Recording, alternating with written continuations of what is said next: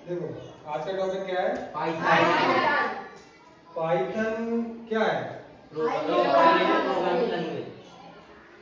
Python देखो, जिस प्रकार अपन लोग आपस में बातचीत करते हैं तो हिंदी में करते हैं, इंग्लिश में करते हैं, तो एक दूसरे को समझते हैं। तो कंप्यूटर को समझाने के लिए अपन ने कुछ लैंग्वेज बनाई है, इसको अपन कहते हैं high level language. High level language क्या होती है? जो इंसान समझ पाए, आसानी से पढ़ पाए, ठीक है, वो होती है हाई लेवल लैंग्वेज। लेकिन हाई लेवल लैंग्वेज अपना कंप्यूटर तो समझता नहीं है। जैसे कंप्यूटर कौन सी भाषा समझता है? बाइनरी भाषा। बाइनरी भाषा में कौन से अक्षर चलते हैं? 0 और 1। अब पाइथन जैसे पता है कि हाई लेवल लैंग्वेज है। हाई लेवल लैंग्वेज का मतलब जो आसानी से पढ़ी जा सके, ठीक है। और इसमें एक चीज ये केस सेंसिटिव होती है। क्या होती है? Case sensitive. अभी केस सेंसिटिव क्या होता है? जैसे अपन ने पढ़े होंगे, जैसे ये अमर लिखा है, ठीक है, क्या लिखा है? अमर। ये भी हमने अमर लिख दिया। यहाँ पे जो ए है वो अपर केस में है। इसमें अपर केस मतलब कैपिटल लेटर है। और यहाँ पे ये क्या है? लोअर केस में है, मतलब स्मॉल लेटर। अगर आपने कोई पासवर्ड बनाया है अमर, ये वाला capital A M A R Amar, और आप पासवर्ड डाल रहे हो small A M A R, तो वो पासवर्ड नहीं है। यही एक केस सेंसिटिव। अगर जिसमें आप अगर कैपिटल में लिखोगे तो आपको जो पासवर्ड है उसको कैपिटल में ही रखना पड़ेगा। तो पाइथन की 3 क्वालिटी ध्यान रखना। हाई लेवल लैंग्वेज है, केस सेंसिटिव है और पढ़ने लिखने में आसान होती है। अब जो कहते हैं ना, ये हाई लेवल प्रोग्राम जो लैंग्वेज बनाएंगे उसको कहेंगे प्रोग्रामिंग लैंग्वेज। मतलब जिस भाषा में कंप्यूटर को निर्देश दिया जाए उसको कहते हैं प्रोग्रामिंग लैंग्वेज। तो वो कई सारी होती हैं। तो जैसे कुछ एग्जांपल है हाई लेवल में, जैसे एक हो गई C++, एक हो गई जावा और एक हो गई पाइथन। तो ये 3 हाई लेवल लैंग्वेज है जो क्या करती है? कंप्यूटर को निर्देश देती है। इन अपनी मतलब हाई लेवल लैंग्वेज मतलब इंग्लिश में अपन जो कोड लिखते हैं वो इनमें अपन लिखते हैं, C++ में भी लिखते हैं, जावा में भी लिखते हैं और पाइथन में भी लिखते हैं, ठीक है।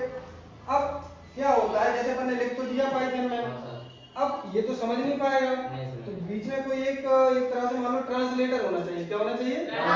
जो अपनी भाषा को बाइनरी भाषा में बदल पाए। तो पाइथन यूज करता है थॉनी को। किसको? थॉनी क्या करता है? एक इंटरप्रेटर की तरह काम करता है। इंटरप्रेटर में ये मान लो ट्रांसलेटर है। क्या है? ये क्या करेगा? जो अपनी हाई लेवल लैंग्वेज है, जो अपन कोड लिखेंगे इंग्लिश में, उसको किसमें बदलेगा? बाइनरी लैंग्वेज में। किसमें बदलेगा? बाइनरी। तो इंटरप्रेटर इसमें बदल देगा, इसको पता चल जाएगा कि अपन क्या कहना चाह रहे हैं, क्या कोड है, क्या सिंटैक्स है। तो ये वापस अपन को जो रिजल्ट देगा तो ये भी कन्वर्ट करके अपन को डिस्प्ले कर देगा, ठीक है। तो थॉनी टूल का यूज करेंगे। जो बैकग्राउंड में दिख रहा है जो पीछे है वो थॉनी ही खुला हुआ है। अभी इसको जब क्लोज करेंगे तो दिखा देंगे। जब अपना जैसे पूरा बन जाए प्रोग्राम, मान के चलो कुछ लिख दिया अपन ने, ठीक है। जब उसको मान के चलो सेव करना है, तो जब भी सेव करेंगे पाइथन में तो यहाँ उसका फाइल का नाम लिखेंगे और किससे? .py। क्या लगाएंगे? .py।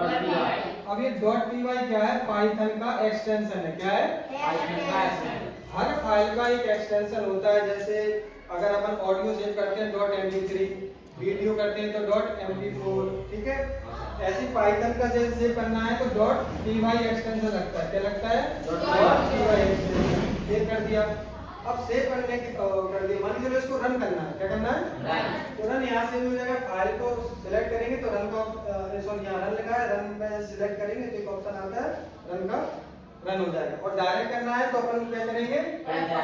F5 दबाएंगे। यहाँ प्रिंट गलत हो गया, ये इसको हटाओ। यहाँ पे रन के लिए लिख सकते हो आप, ठीक है। रन किससे करेंगे? F5। ये फंक्शन की है 5वें नंबर की, ठीक है। कितनी फंक्शन की होती है कीबोर्ड में? 12, ठीक है। अब इसमें कुछ डेटा टाइप होते हैं, कुछ वैल्यू स्टोर करते हैं ये, ठीक है। कुछ हमने लिखे हैं, जैसे 3 लिखे हैं। एक हो गया इंटीजर, जिसको इंट लिखते हैं अपन, फ्लोट उसको पूरा फ्लोट ही लिखते हैं, स्ट्रिंग मतलब स्ट्रिंग। इंटीजर में कैसा डेटा टाइप आएगा? पूर्णांक मतलब पूरे नंबर, जैसे 1 2 3 पूरे नंबर। फ्लोट में कौन से जाएंगे? दशमलव, 2.5 ले लिया या 3.5 ले लिया, ये वाले नंबर जाएंगे। स्ट्रिंग मतलब अक्षर या शब्द, इसमें कौन से जाएंगे?